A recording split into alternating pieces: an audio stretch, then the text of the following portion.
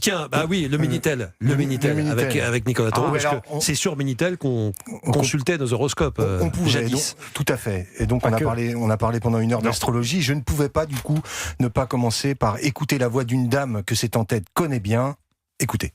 Eh bien, que nous annonce l'année 1974 pour les 12 signes du zodiaque? Quand j'entends les 12 signes du zodiaque, il faut considérer que c'est en général.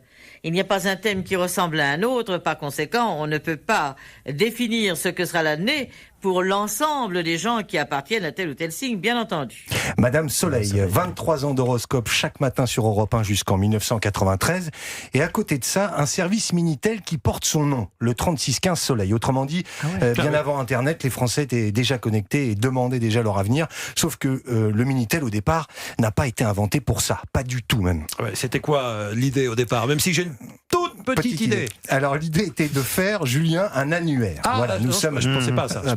Nous sommes à la fin des années 70. Les PTT ont un problème très concret. Chaque année, il faut imprimer et distribuer des millions d'annuaires téléphoniques. Le fameux bottin, un vrai pavé. Alors les PTT ont une idée. Plutôt que d'imprimer des milliers de pages, on va mettre l'annuaire dans une machine avec un écran, un clavier et une prise téléphonique. Et surtout, l'idée qui change tout, le Minitel, on ne le vend pas. On le donne gratuitement. À qui le demande? Un État qui distribue des terminaux à ses citoyens. Aucun autre pays au monde ne fait ça. Et c'est un véritable succès. En 1983, 120 000 Minitel sont distribués.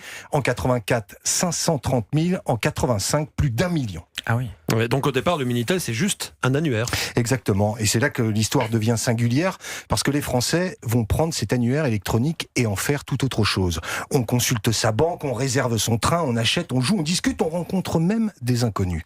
Bref, bien avant Internet, une partie de notre vie passe déjà par un écran, et parfois ça va assez loin. En 1993, un service Minitel propose même d'envoyer au destinataire de son choix du fumier. Ah oui, j'en ai reçu une fois. Quelqu'un à qui vous voulez faire une surprise, qu'elle soit bonne ou mauvaise, donc vous servez de 3615 fumes et donc le lendemain, puisque ça part en service rapide, le lendemain la personne reçoit un colis. Lorsqu'elle ouvre le colis, à l'intérieur il y a un paquet transparent. On voit à peu près qu'est-ce que c'est, mais c'est quand même un petit peu mystérieux. Donc et lorsqu'on ouvre, on se retrouve nez à nez avec du fumier, puisque c'est un envoi de fumier. Vous avez deux tailles, vous avez le petit modèle qui fait 450 grammes en net de fumier, et le grand modèle fait 950 grammes. On était déjà nerveux à l'époque, hein. On n'a pas attendu les réseaux sociaux et pouvoir...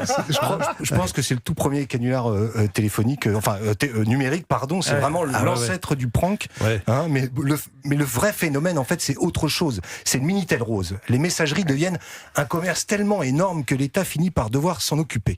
Et en 1992, le ministre du Budget, Michel Charasse, raconte sur cette antenne la mission qu'il a confiée à ses fonctionnaires. Écoutez. Madame le Premier ministre, dans un décret du 4 juillet dernier, a dit ça sera le ministre du Budget qui fera le classement. Alors me voilà affublé ou encombré par cette tâche. Moi qui ne regarde jamais le Minitel rose, je sais même pas comment ça marche, je sais pas faire fonctionner un Minitel. Il va falloir que vous vous renseigniez et que vous appreniez à distinguer une messagerie rose d'un simple club de rencontre. Non mais vous imaginez, j'ai actuellement un certain nombre de fonctionnaires de la Direction Générale des Impôts qui sont obligés de s'astreindre à regarder tous les jours ou tous les soirs ou la nuit, je sais pas quand ça se passe, le Minitel rose et qui sont obligés d'apprécier, donc je préférerais que ce soit des gens plus spécialisés qui le fassent. Voilà, vous avez apprécié l'ironie du journaliste. Donc, le Minitel va connaître un coup d'arrêt, malheureusement, puisqu'Internet arrive, et il est plus rapide, plus ouvert, plus moderne, et pourtant, le Minitel s'accroche. En l'an 2000, il y a encore 9 millions de terminaux en France. Il ne fermera que le 30 juin 2012, 30 ans pendant lesquels il aura permis de chercher un numéro, d'acheter, de discuter, de rencontrer quelqu'un, et de commander du fumier. C'est vrai qu'en 2012, il y avait encore des accros au Minitel, alors qu'on était tous sur Internet déjà. Depuis des années, mais c'est un objet préhistorique aujourd'hui, mais de déco presque. Ça fait, tout à fait, c'est très beau. C'est vintage, c'est assez chouette. Et je pense qu'on peut en trouver des Minitel qui ne fonctionnent pas très cher dans certaines brocantes. C'est vrai. Par exemple. Merci Nicolas Taureau, restez avec nous parce que ça va être la recette de Luana Belmondo.